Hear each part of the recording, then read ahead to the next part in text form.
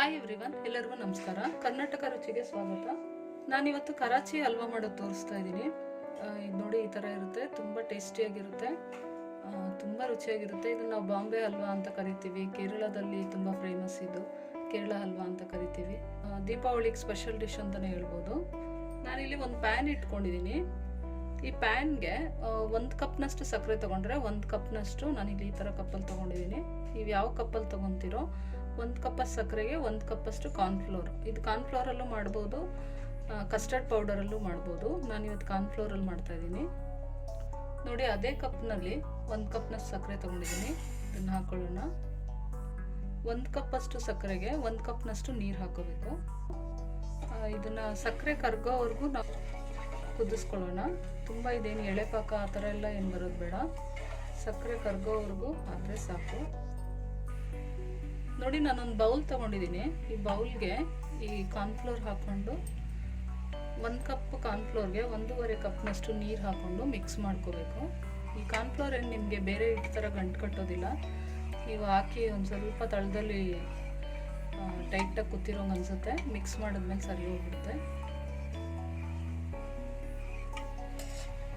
ಇವಾಗ ನೋಡಿ, ಸಕ್ಕರೆ ಎಲ್ಲ ಚೆನ್ನಾಗಿ ಕರಗಿದೆ.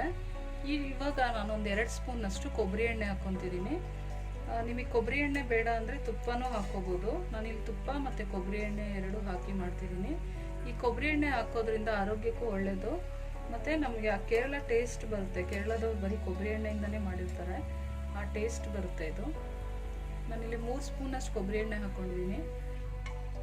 ಇವಾಗ ನೋಡಿ, ಮಿಕ್ಸ್ ಮಾಡ್ಕೊಂಡಿರೋ ಕಾರ್ನ್ಫ್ಲೋರ್ ಮಿಕ್ಸ್ಚರ್ನ ಇದಕ್ಕೆ ಹಾಕೊಂಡ್ಬಿಡೋಣ.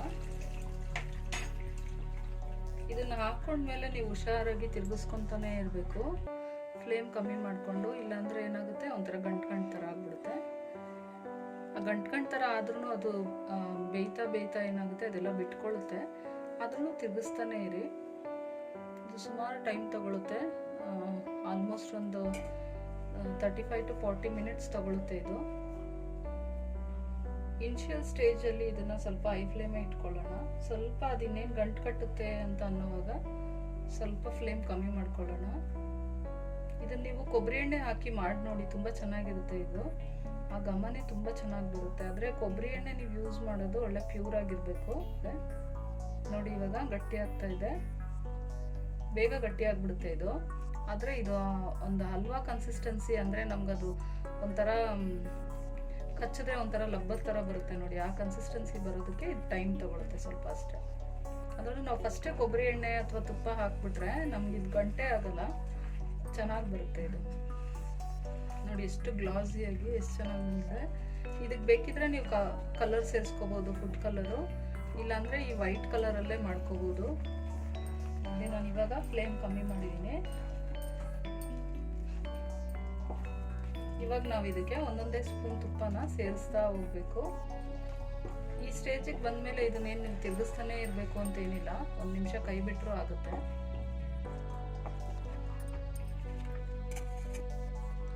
ಇದಕ್ಕೆ ಇವಾಗ ನಾನು ಫುಡ್ ಕಲರ್ ಹಾಕ್ತಿದ್ದೀನಿ. ನಾನು ಆರೆಂಜ್ ಕಲರ್ ಹಾಕ್ಕೊಂಡಿದ್ದೀನಿ. ನಿಮ್ಗೆ ಯಾವ ಕಲರ್ ಬೇಕಿದ್ರೂ ಹಾಕ್ಕೋಬೋದು, ಅದೇ ಕಲರ್ ಅಂತ ಏನಿಲ್ಲ. ನೀವು ಫುಡ್ ಕಲರ್ನ ಬೇಕಿದ್ರೆ ಅದು ಕಾರ್ನ್ಫ್ಲೋರ್ ಮಿಕ್ಸ್ ಮಾಡ್ತಿರಲ್ಲ ಆ ಟೈಮಲ್ಲೂ ಹಾಕ್ಕೋಬೋದು. ನಿಮಗೆ ಫುಡ್ ಕಲರ್ ಬೇಡ ಅಂದ್ರೆ ಸ್ಕಿಪ್ ಮಾಡ್ಕೋಬೋದು. ವೈಟ್ ಕಲರಲ್ಲೂ ಚೆನ್ನಾಗಿರುತ್ತೆ ಇದು. ಆದರೆ ನಮ್ಮ ಮೈಂಡ್ ಸೆಟ್ ಒಂಥರ ಏನು ಅಂದರೆ, ಕರಾಚಿ ಹಲ್ವಾ ಅಂದರೆ ಅದು ಆರೆಂಜ್ ಕಲರಲ್ಲಿದ್ದರೆ ನಮಗೆ ಅದು ಕರಾಚಿ ಹಲ್ವಾ ಅಂತ ಅನ್ನಿಸ್ಕೊಳ್ಳುತ್ತೆ. ಇವಾಗ ಇನ್ನೊಂದು ಸ್ಪೂನ್ ತುಪ್ಪ ಹಾಕ್ತೀನಿ. ಅವಾಗವಾಗ 1 ಸ್ಪೂನ್ ತುಪ್ಪ ಸೇರಿಸ್ತಾ ಇರೋಣ. ಇನ್ನೊಂದು ಸ್ಪೂನ್ ತುಪ್ಪ ಹಾಕ್ತೀನಿ. ನಿಮಗೆ ತುಪ್ಪ ಬೇಡ ಅಂದರೆ ಬರೀ ಕೊಬ್ಬರಿ ಎಣ್ಣೆಲ್ಲೂ ಮಾಡ್ಕೋಬೋದು, ಚೆನ್ನಾಗೇ ಇರುತ್ತೆ ಇದು. ಕೊಬ್ಬರಿ ಎಣ್ಣೆನೂ ಬೇಡ ಅಂತ ಅನ್ಸಿದ್ರೆ ಸನ್ಫ್ಲವರ್ ಆಯಿಲಲ್ಲಿ, ನೀವು ಯಾವ್ದು ಕುಕ್ಕಿಂಗ್ ಆಯಿಲ್ ಯೂಸ್ ಮಾಡ್ತೀರಾ ಅದರಲ್ಲೂ ಮಾಡ್ಕೋಬೋದು. ಒಂದು ಅರ್ಧ ಸ್ಪೂನಷ್ಟು ಏಲಕ್ಕಿ ಪುಡಿ ಹಾಕ್ತಿದ್ದೀನಿ. ಒಂದು ಸ್ವಲ್ಪ ನಿಂಬೆಹಣ್ಣು ಹಿಂಡ್ಕೊಳ್ಳೋಣ. ಈ ನಿಂಬೆಹಣ್ಣು ಹಿಂಡ್ಕೊಳ್ಳೋದ್ರಿಂದ ಈ ಕರಾಚಿ ಹಲ್ವಾ ಟೇಸ್ಟ್ ತುಂಬ ಚೆನ್ನಾಗಿರುತ್ತೆ. ಜಾಸ್ತಿ ಹಾಕೋಬಾರ್ದು, ಸ್ವಲ್ಪ ಹಾಕೋಬೇಕು.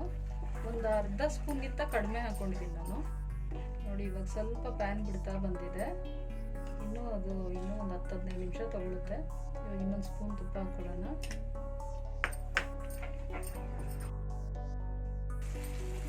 ನೋಡಿ, ಇವಾಗ ಇದು ಆಲ್ಮೋಸ್ಟ್ ರೆಡಿ ಆಗಿದೆ.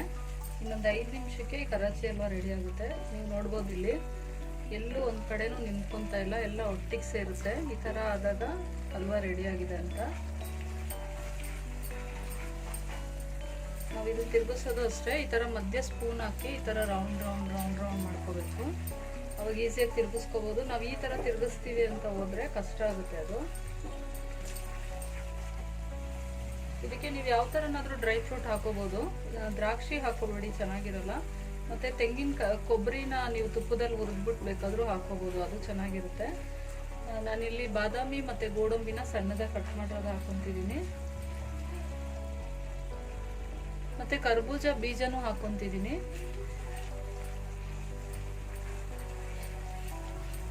ಡ್ರೈ ಫ್ರೂಟ್ಸ್ ಇಲ್ಲ ಅಂದರೂ ಸ್ಕಿಪ್ ಮಾಡ್ಕೋಬೋದು, ಹಾಕಲೇಬೇಕು ಅಂತ ಏನಿಲ್ಲ. ಹಲ್ವಾ ತಿನ್ನೋವಾಗ ಅದು ಕ್ರಂಚಿಯಾಗಿ ಸಿಗ್ತಾ ಇದ್ರೆ ಚೆನ್ನಾಗಿರುತ್ತೆ ಟೇಸ್ಟು. ಇವಾಗ ನೋಡಿ ಹಲ್ವಾ ರೆಡಿ ಇದೆ. ಇವಾಗ ನಾನು ಸ್ಟವ್ ಆಫ್ ಮಾಡ್ಕೊಂಡ್ಬಿಡ್ತೀನಿ. ನಿಮಗೆ ಗೊತ್ತಾಗುತ್ತೆ ಇದು ಕನ್ಸಿಸ್ಟೆನ್ಸಿ ನೋಡಿ, ಈ ಥರ ಗಟ್ಟಿ ಆಗಬೇಕು.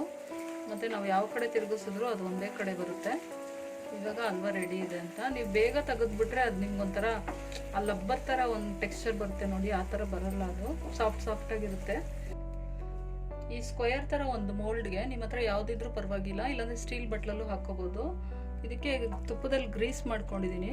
ಇವಾಗ ಇದನ್ನು ಹಾಕೊಳ್ಳೋಣ. ನೋಡಿ ಹಾಕೊಂಡಿದ ತಕ್ಷಣ ಹೇಗೆ ಬಿತ್ತು ಅಂತ, ಆ ಕನ್ಸಿಸ್ಟೆನ್ಸಿ ಬರಬೇಕದು. ಇವಾಗ ಇದನ್ನು ಒಂದು ಈವನ್ ಮಾಡ್ಕೊಳ್ಳೋಣ. ಇವಾಗ ಇದನ್ನು ಒಂದು 2 ಅವರ್ ಹೀಗೆ ಇಟ್ಬಿಡ್ತೀನಿ ನಾನು, ಚೆನ್ನಾಗಿ ಸೆಟ್ ಆಗಲಿ, ತಣ್ಣಗಾಗಿ ಸೆಟ್ ಆಗಲಿ ಇದು. ಆಮೇಲೆ ಇದನ್ನು ಕಟ್ ಮಾಡ್ಕೊಳ್ಳೋಣ. ನೋಡಿ ನಾನು ಇದನ್ನು 1 ಅವರ್ ಹಾಗೆ ಸೆಟ್ ಆಗಕ್ಕೆ ಇಟ್ಬಿಟ್ಟಿದ್ದೆ, ಫ್ರಿಡ್ಜಲ್ಲಿ ಇಟ್ಕೊಂಡಿದ್ದೆ, ತಣ್ಣಗಾಗಿದೆ. ಇವಾಗ ಇದನ್ನು ಕಟ್ ಮಾಡ್ಕೊಳ್ಳೋಣ.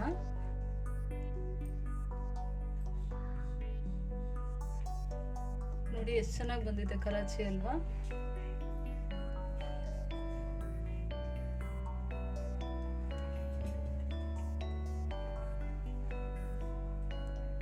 ಇದನ್ನ ಕಟ್ ಮಾಡ್ಕೊಳ್ಳೋಣ.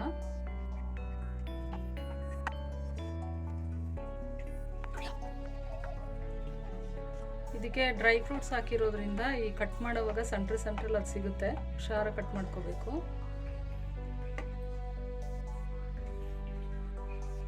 ನೋಡಿ ಎಷ್ಟು ಸೂಪರಾಗಿ ಬಂದಿದೆ ಕರಾಚಿ ಹಲ್ವಾ ಅಂತ, ತುಂಬ ಚೆನ್ನಾಗಿ ಬಂದಿದೆ. ನಿಮ್ಮ ಶಾಪಲ್ಲಿ ಯಾವ ಥರ ಇರುತ್ತೋ ಅದೇ ಥರನೇ ಇದೆ ಇದು. ನಾವು ಈ ಥರ ಜಾಸ್ತಿ ಡ್ರೈ ಫ್ರೂಟ್ಸ್ ಹಾಕಿ ಮಾಡಿಕೊಂಡ್ರೆ ಟೇಸ್ಟ್ ಇನ್ನೂ ಚೆನ್ನಾಗಿರುತ್ತೆ. ನೋಡಿದ್ರಲ್ಲ ಫ್ರೆಂಡ್ಸ್, ಕರಾಚಿ ಹಲ್ವಾ ಮಾಡೋದು ತುಂಬ ಈಸಿಯಾಗಿ ತುಂಬ ಬೇಗ ಮಾಡ್ಕೋಬೋದು.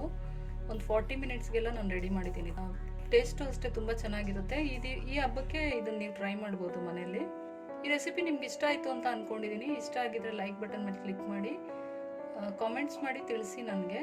ಹಾಗೆ ನನ್ನ ಚಾನಲ್ ಇನ್ನೂ ಸಬ್ಸ್ಕ್ರೈಬ್ ಮಾಡ್ಕೊಂಡಿಲ್ಲ ಅಂದರೆ ಪ್ಲೀಸ್ ನನ್ನ ಚಾನಲ್ ಸಬ್ಸ್ಕ್ರೈಬ್ ಮಾಡ್ಕೊಳ್ಳಿ ಫ್ರೆಂಡ್ಸ್. ಮತ್ತೆ ಸಿಗೋಣ ಇನ್ನೊಂದು ವಿಡಿಯೋದಲ್ಲಿ. ಅಲ್ಲಿವರೆಗೂ ಟೇಕ್ ಕೇರ್. Thank you.